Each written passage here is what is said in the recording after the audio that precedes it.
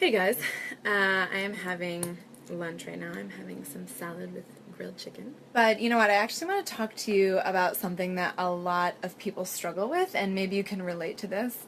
I want to talk about why it's so hard for us to stop doing the things that we want to stop doing.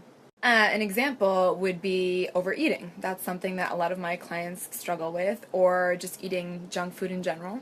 What would that thing be for you? It may or may not have to do with food. You might want to stop overeating or eating when you're not hungry. You might want to stop drinking. You might want to stop skipping workouts. You might want to stop procrastinating or sleeping with people who don't care about you. I don't know. It could be anything.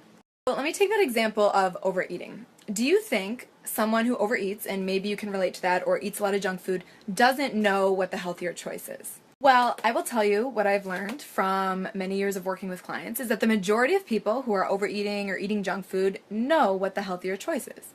But for some reason, we keep making the choice that we don't want to make.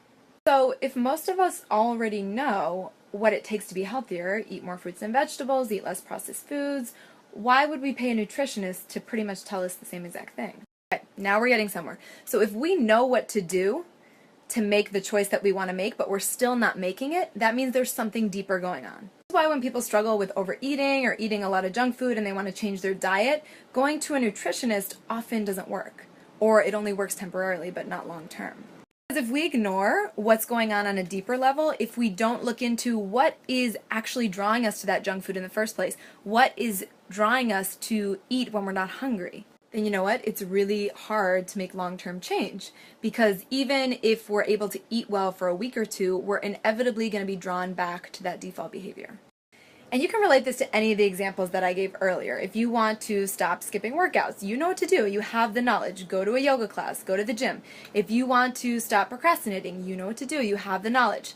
Get a schedule. Stop putting things off. What I'm trying to get at here is if lack of knowledge is not the issue for us, then what is?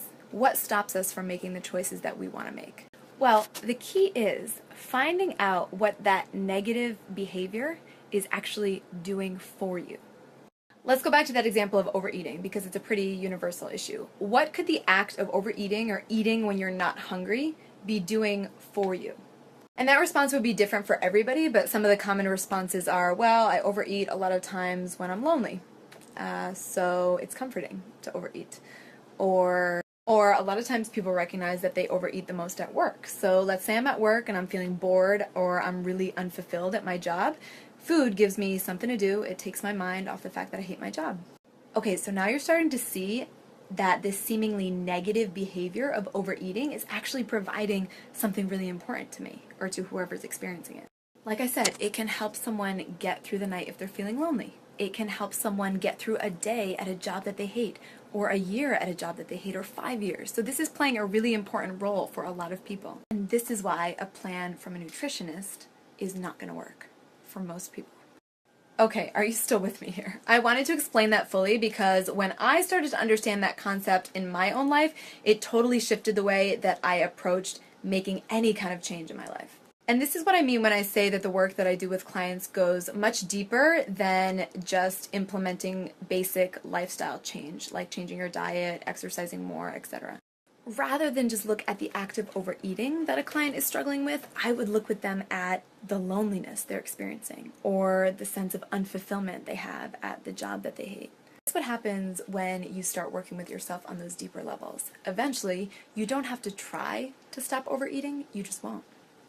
If this is making sense to you and sounds like something you might want to dive into yourself with whatever you're struggling with, you can click the link in my Instagram profile and that will take you to an application for my 90-day group coaching program. I'm really excited about it. It is starting this fall.